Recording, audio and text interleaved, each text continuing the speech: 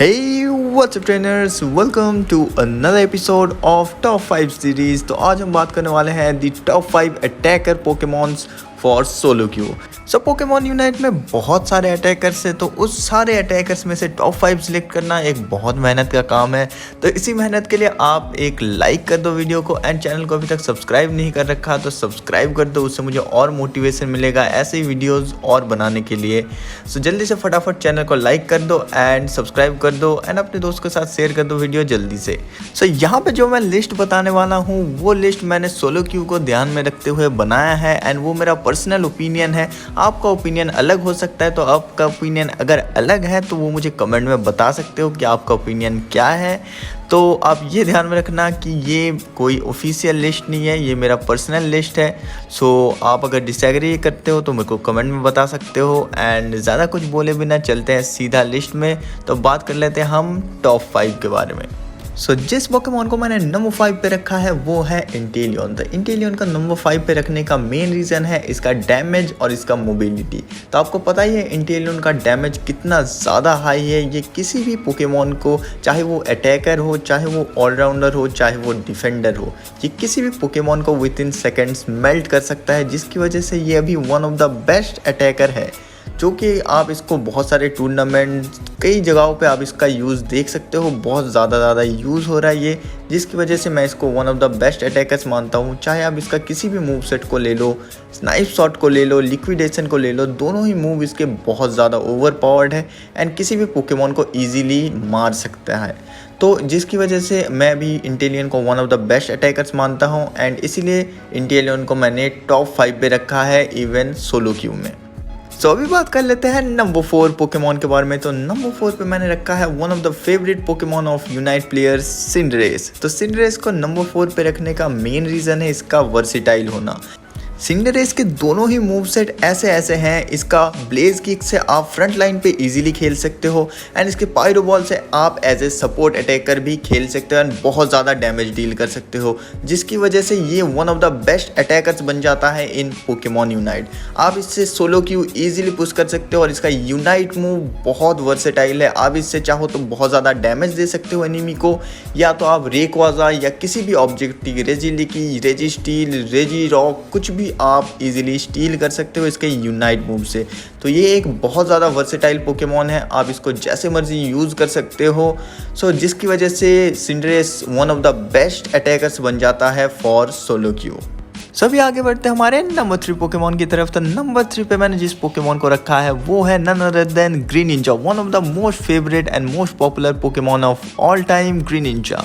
So Greninja and Cinderace दोनों ही similar type के पोकेमॉन है। तो आप सोच रहे होंगे कि ग्रीनिंजा को मैंने नंबर 3 पे क्यों रखा एंड क्या क्या चीज़ें ऐसी हैं जिसकी वजह से ग्रीनिंजा सिंडरेस से बेटर होता है। दोनों ही पोकेमॉन बहुत ज़्यादा वर्सेटाइल है एंड बहुत ज़्यादा डैमेज डील करते हैं, पर जो चीज़ ग्रीनिंजा को बेटर बनाता है वो है इसका लाइफ स्टील।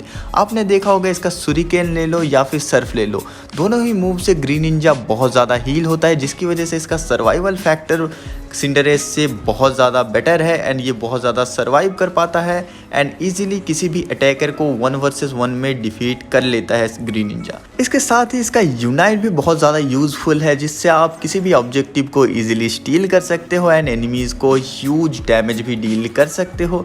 तो जिसकी वजह से ये one of the best Pokemon बन जाता है फॉर solo queue as well as team. सो हम अब ये बढ़ते हैं हमारे नंबर 2 पोकेमॉन की तरफ। तो नंबर 2 पे मैंने जिस अटैकर को रखा है वो है दी ओजी स्टार्टर पोकेमॉन वीनसॉर। तो वीनसॉर में भी अनएक्सपेक्टेड है बहुत लोगों के लिए, क्योंकि वीनसॉर को लोग ज़्यादा यूज़ नहीं करते, but trust me Venusaur is one of the best attackers currently. Venusaur को नंबर 2 पे रखने का मेन रीज़न है इसके मूव सेट्स। इसके मूव सेट्स ऐसे हैं कि दोनों मूव जैसे north pole and south pole, दोनों मूव बिल्कुल डिफरेंट है। आप चाहो तो फ्रंट लेन में रह के भी खेल सकते हो, आप चाहो तो पीछे से जाके बहुत ज़्यादा डैमेज भी दे सकते हो। सो इसका जो giga drain and petal dance move set है, जिसको यूज़ करके आप लिटरली वीनसॉर को एक ऑलराउंडर की तरह यूज़ कर सकते हो। इसका जो लाइफ स्टील है, अटैकर्स में सबसे ज़्यादा लाइफ स्टील वीनसॉर का है, जिसकी वजह से इसका सर्वाइवल रेट सबसे ज़्यादा है अटैकर्स में।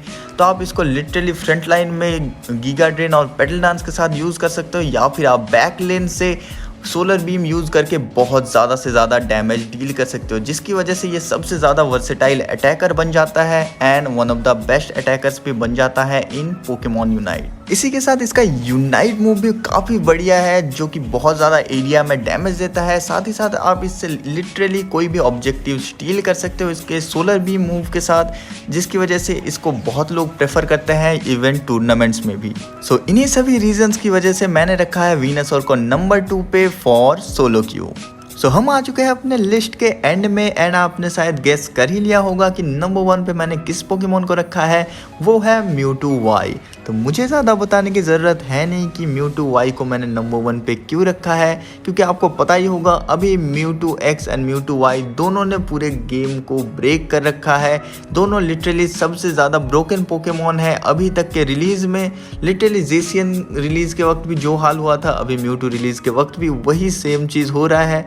एंड म्यूटू वाई आप लिटरली आपको पता ही होगा कि जब भी ये मेगा इवॉल्व हो जाता है, इसका बेसिक अटैक रेट, इसका डैमेज, सब कुछ जो है बहुत ज़्यादा इंक्रीज हो जाता है, जिसकी वजह से ये किसी भी अटैकर, ऑलराउंडर, डिफेंडर, किसी को भी लिटरली 1v1 मार सकता है, जो कि इसको एक one of the best attackers बनाता है ऑफ ऑल टाइम एंड अभी के टाइम का सबसे बेस्ट सोलो क्यू अटैकर बनाता है म्यूटू वाई को।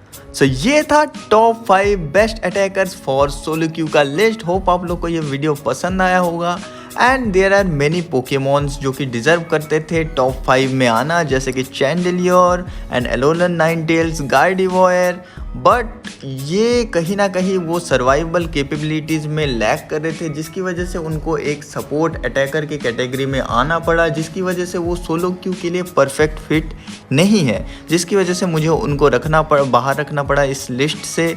सो होप आप लोग को ये वीडियो पसंद आया होगा एंड अगर आपको पसंद आया तो एक लाइक कर देना एंड शेयर भी कर देना दोस्तों के साथ अगर आपको मज़ा आया होगा। सो यही लिस्ट था, आपका ओपिनियन में भी अलग हो सकता है, तो आप मुझे कमेंट करके बताना कि कहाँ कहाँ मैंने गलतियाँ की, कहाँ कहाँ पे थोड़ा लिस्ट बेटर हो सकता था। सो मिलते हैं आप लोगों से नेक्स्ट वीडियो में गाइज। तब तक के लिए मेरे को सजेशन दे दो कुछ कमेंट में कि कौन से वीडियोस बनाने चाहिए नेक्स्ट वीडियो के लिए। सो मिलते हैं आप लोगों से नेक्स्ट वीडियो में गाइज। तब तक के लिए guys take care, bye bye and push your rank to master.